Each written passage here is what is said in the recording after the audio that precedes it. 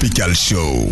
Le nom de leur duo, c'est Bajdaise, une contraction de leurs deux noms. Éric Bajot et Adrien Deza se sont associés pour chroniquer la société avec un humour qui est le leur. De la burqa à la main de Thierry Henry, en passant par l'identité nationale.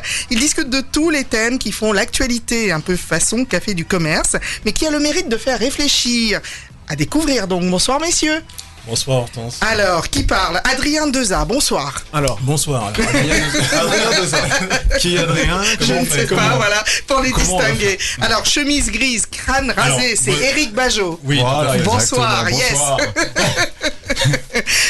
Bon, on continue. Polo noir, crâne rasé, parce que là, oui, vous de toute façon, c'est simple. Il y en a qui a un moustachu, et voilà, il y a un petit, il y a un grand. Donc, ah, mais oui, il faut que je trouve des. Réglé, en fait. Oui, mais tous les noirs se ressemblent, donc j'ai un problème. Ouais, c'est un petit peu, voilà, c'est l'esprit Bajdaise.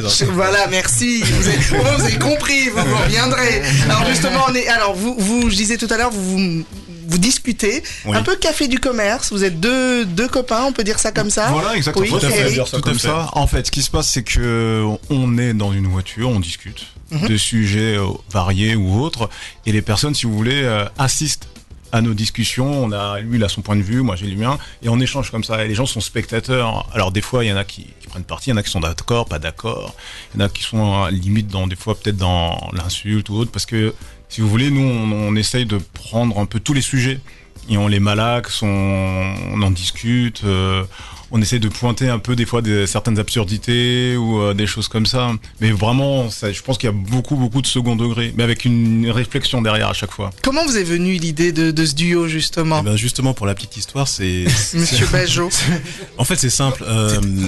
Voilà, alors moi c'est Monsieur Deza en fait. Vous voyez, j'étais sûr que j'allais me tromper. Vous savez, hein, le petit. Vous n'avez qu'à pas vous ressembler. Hein. Donc c'est pas Monsieur Dimitri, ça va. Non, pour la petite histoire, en fait, on est des potes de 15 ans en fait, hein, quasiment, et du coup en fait, on se retrouvait souvent dans une voiture pour refaire le monde. C'était soit dans la sienne, soit dans la mienne. Donc ce qu'on a fait, c'est qu'on a commencé à tout simplement à mettre nos vidéos directement sur Internet. Et ça fait un petit peu de buzz, mais un petit peu. Voilà. Mais un buzz modeste, hein. Je veux dire, c'était toujours des gens. Dans votre quartier, vous venez d'où d'ailleurs? De quel quartier? Alors essentiellement, moi je suis du 95. 95 tous les deux, sauf que lui moi c'est plutôt Nord 95. Ah, toi, moi c'est plutôt proche 93 on va dire. Oui, Garges-les-Gonesse. Voilà, Garges et Sanois en fait. Ah oui, c'est pas pareil. C'est de la merde. C'est la campagne. Et donc, non mais c'est la diversité, c'est comme ça. Voilà, oui. Du coup, effectivement, pour la petite histoire, donc du coup on a mis nos vidéos sur Internet en 2007. Et on s'est fait connaître en 2009. Ouais, franchement. Là, vous rejoignez un peu Marc Barra dans la durée pour se réaliser, quoi. Ah, mais c'est dur, Internet. Alors, c'est quoi, justement? Pas tout seul. On en est à 150 épisodes quand même. Donc, ah oui. 150 épisodes juste pour cette année. On était sur MySpace. Ouais, voilà. Et du fil en aiguille, apparemment, il y a des petites personnes avec des jeux qui nous ont vus et qui nous ont proposé effectivement. C'est surtout François là. Et François, c'est ça. Surtout Eddie Murté par le biais de Luc Laventure. Voilà. Ça, ce sont des gens de François. Voilà. Ils ont vu. Ils ont dit ces petits noirs là dans la voiture. Donc comment ça se passe là? Sympa. Oui. Donc ils vous ont découvert et maintenant vous êtes. Ils ont intégré effectivement la pastille Bajdaise dans l'émission Rendez-vous.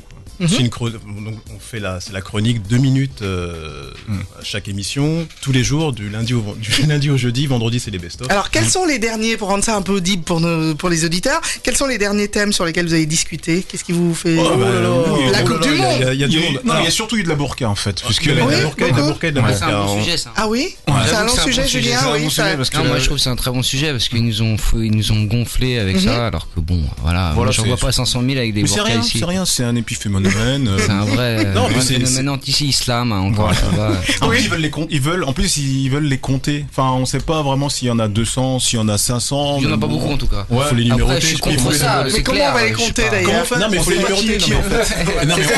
On met 150 burqas au départ, on met des dossards, terminé. On fait le truc quoi, tu vois. C'est la DDE, tu mets le truc. Donc la burqa et il y a d'autres. Alors la burqa, dernièrement il y avait la tournée. Zaya avec les. Zaya Ribéry. Non, je la marie déjà, la pauvre est pas mariée à lui. C'est Wahib Ribéry. Ne mélangeons pas. J'ai très aucun commentaire sur ce sujet. Parce que oui, vous êtes un copain de Ribéry, mon cher Julien. Non. Vous l'avez connu, Zaya? proxénète, moi. Mais ce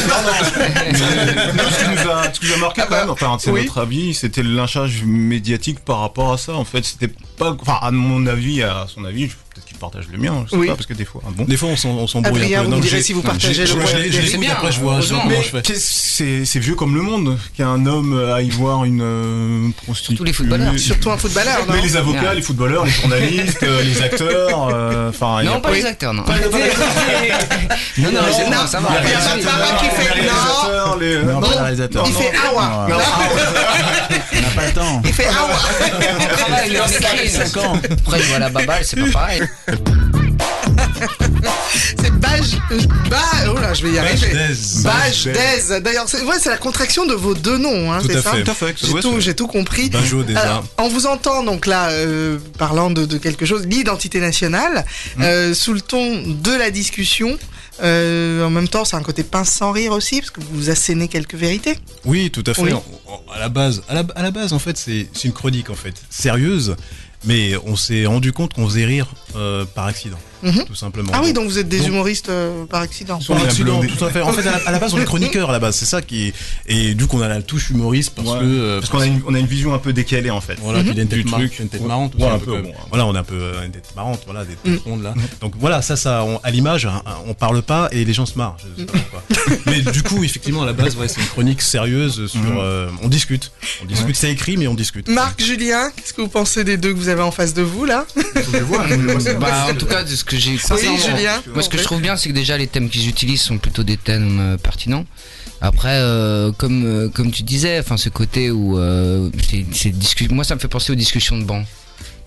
C'est vraiment ça, c'est-à-dire cette discussion de quartier où voilà. Alors maintenant ça regarde beaucoup la télé les jeunes, mais nous on était aussi cette génération-là, les trentenaires, ce côté télé, mais en même temps on avait ce côté révolutionnaire où voilà, on bouffait pas ce qu'on nous proposait, quoi. Oui. Et donc forcément, à force de nous donner... remettre en question les de se remettre en question, parce que tout ce qu'on nous divulgue à chaque fois, on a l'impression qu'on devient des mangeurs de l'information, ce qui n'est absolument pas le cas, puisque à la plupart du temps on a quand même une réaction à ça, et donc c'est ça qui est intéressant, et c'est ce qui fait que c'est assez drôle, et en même temps ça a l'air assez sincère, et il y a un côté voilà, petite discussion de potes sur des sujets assez pertinents, donc moi j'aime bien, c'est les choses qui me plaisent. Oui. Marc, vous qui faites un film conscient, hein, mine de rien, Orpailleur, ça donne à réfléchir aussi, donc de voir en face de vous des collègues qui donnent à réfléchir d'une autre manière. J'aime bien le côté pince sans rire, moi. Oui. Le côté pince sans rire, voilà, en passant, comme si de rien n'était, mais voilà. On assène des choses et ça je trouve ça intéressant. J'aime bien le ton en tout cas. Le ton m'intéresse. Ouais. Alors on arrive à la dernière ligne droite, il nous reste quelques minutes, ça part. 2 minutes me fait signe DJ Ludo. Ah dommage, c'est dommage, je commençais déjà à me sentir bien. Mais oui, j'imagine. Vous avez des scènes ou pas? Adrien, avez-vous des scènes de prévues? Parce qu'on vous voit sur scène. Très bonne question. Alors on nous voit sur scène. Je suis payé pour. Je veux dire, justement, il va l'introduire. Pourquoi on nous voit sur scène? Oui, Eric. Pourquoi on nous voit sur scène? La peur de la scène. Non, c'est pas une question de peur, c'est que il faut qu'on installe vraiment ce concept qu'il y a, qui est un petit bébé encore. Il faut qu'il mûrisse. Vous ne vous sentez pas, ce qui est intéressant, vous ne vous sentez pas forcément comédien. Vous avez dit tout à l'heure, vous êtes des chroniqueurs. Chroniqueurs à la base, tout à fait. Ouais. Donc c'est peut-être pour ça que en fait, on a des avis sur des sujets précis. On le donne effectivement dans notre état d'esprit qui est un petit peu passe sans rire. Pour reprendre, on est vachement dans le second degré. Est-ce qu'il y a de l'improvisation sur un thème ou vous écrivez en parallèle? C'est une très bonne question. En fait, il y a les deux. Il y a les deux en général. Il y a l'écriture et l'improvisation. Comme un séquencier. Voilà, il y a une trame quand même. Et après, bon, ça c'est vrai que sur scène, là, ce sera l'écriture. Mais il n'y a pas une scène de prévue, mais le 25 septembre, on va s'entraîner sur une scène des copains d'avant, etc. Oui. Donc on va bientôt vous voir sur scène. Alors comme vous, messieurs, on finit. Qu'est-ce qu'il faut vous souhaiter? Je voulais juste rajouter très rapidement. On a quand même, on nous a vu la dernière scène qu'on a fait. Enfin, la dernière scène, c'est la remise des Yabon Awards quand même avec Rocco Angelo.